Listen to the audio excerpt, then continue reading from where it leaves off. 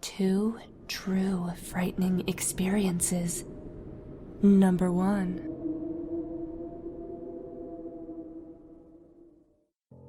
I live on the Flathead Reservation, so sometimes it can feel like I'm isolated from the outside world, and to make matters worse, I live up in the mountains deep away from town. It's about a mile to get to the highway, and the closest neighbor is roughly half a mile away.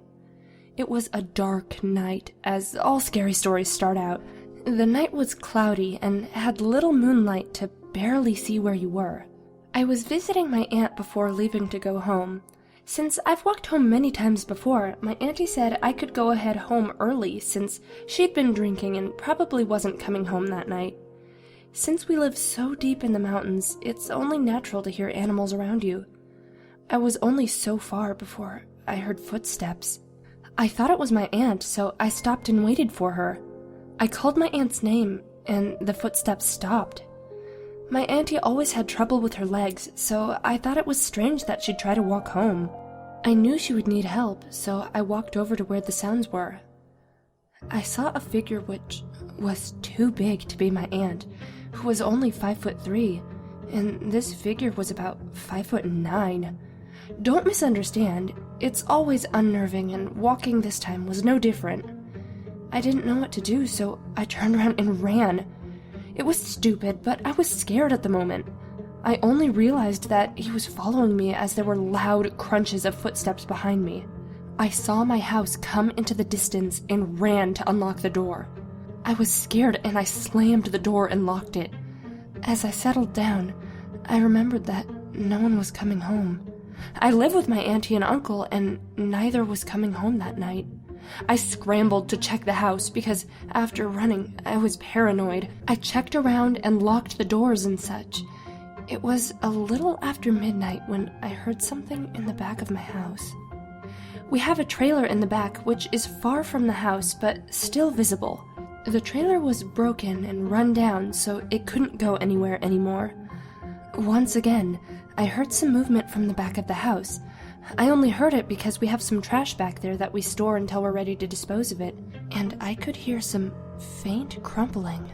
I was too scared to go check it out myself, so I hid near the front of the house for about an hour in uneasiness until I finally called my auntie, who was still awake and drinking. Despite being pretty drunk and the friend she was staying with being asleep, my aunt woke her friend up and told her to call the police after I told her what was going on at the house. Being on the reservation and in such an isolated location, the cops took about an hour to show up. When they arrived, I was fairly nervous as they searched the place and asked me questions. After searching the land, they decided to search the trailer to see if they could find any more evidence of a possible break-in there. While doing so, they discovered evidence that someone had been living in the trailer. This evidence showed that whoever had been staying there had been living there for a couple of months or so. After that night, and the next morning, the police couldn't find the man. After that night, I have never seen him again. I'm way more cautious when I walk around now, especially at night. Number 2. When I was 11, I went to a sleepaway camp for the first time. I was excited and a little bit nervous, of course. Who wouldn't be? I didn't know very many of the people who were going, but I did know one, a kid that went to my school. I think she was a grade above me, but I didn't really care. We had talked a bit before getting on the bus and decided to sit together.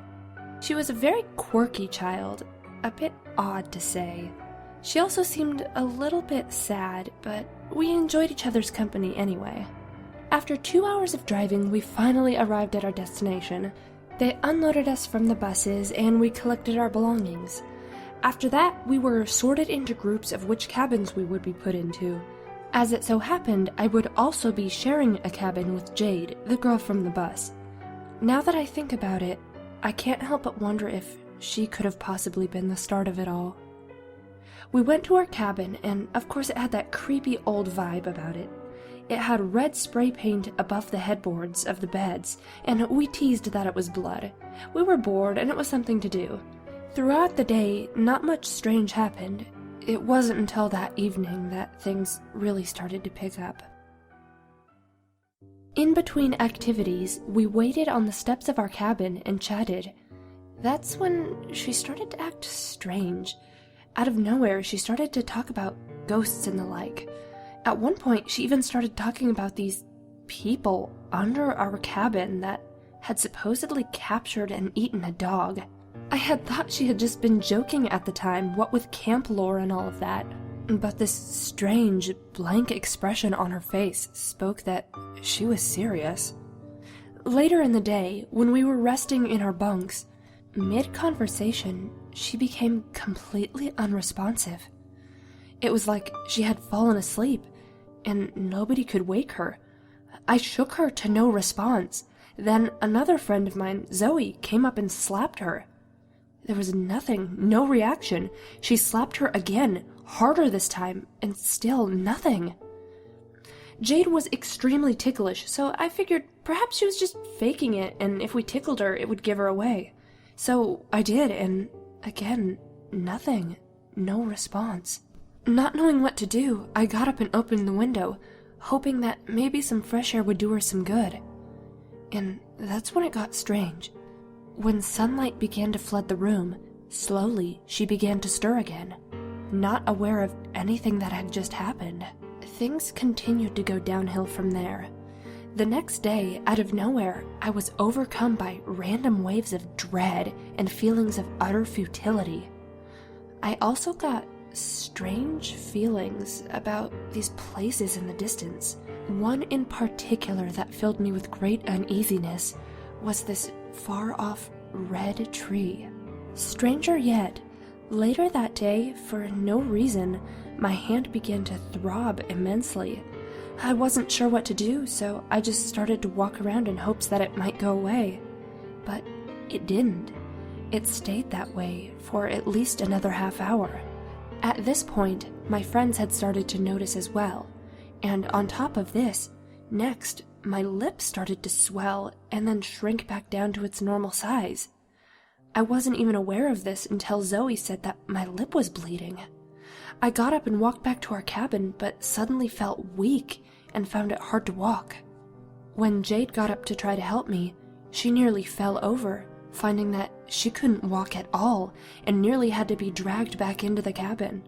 Now, I had never mentioned my feelings about this red tree to Jade, and while we were sitting there in the cabin, out of nowhere, she began talking about this red tree in the distance. Strangely, her voice didn't quite sound like her. I'm not quite sure how to describe it. It was different, higher. Her whole body language changed, and it started to disturb us. Seeing as it had helped the last time she began acting strangely, a friend got up and opened the window once more, and again, as soon as the sunlight hit her, she just snapped out of it. Despite all the disturbing things that had happened that day, things actually calmed down until about 2 or 3 in the morning. That's when I woke up to the sound of the cabin door shutting. I sat up immediately to try and see who was leaving, but I couldn't see anybody. I figured it could have been somebody getting up to use the restroom, but when I looked around, everyone was still in their beds. I laid awake a few more hours in fear, but eventually exhaustion took me over, and I fell back asleep. The next day, during our final campfire meeting, I felt a pain in my left leg as it started to throb like my hand had earlier. I looked at it, but this time, right before my eyes, a bruise appeared. This frightened me, so I asked Zoe if she could take me back to the cabin right then, and she did. However, when we returned to the cabin, still, things did not go back to normal. More bruises began appearing on my legs, and Zoe complained that it was freezing in the room, despite it actually only being lukewarm. We were startled to realize that Jade had followed us back, and she was standing on the steps outside of the cabin. It's what she said next that shook me to the core.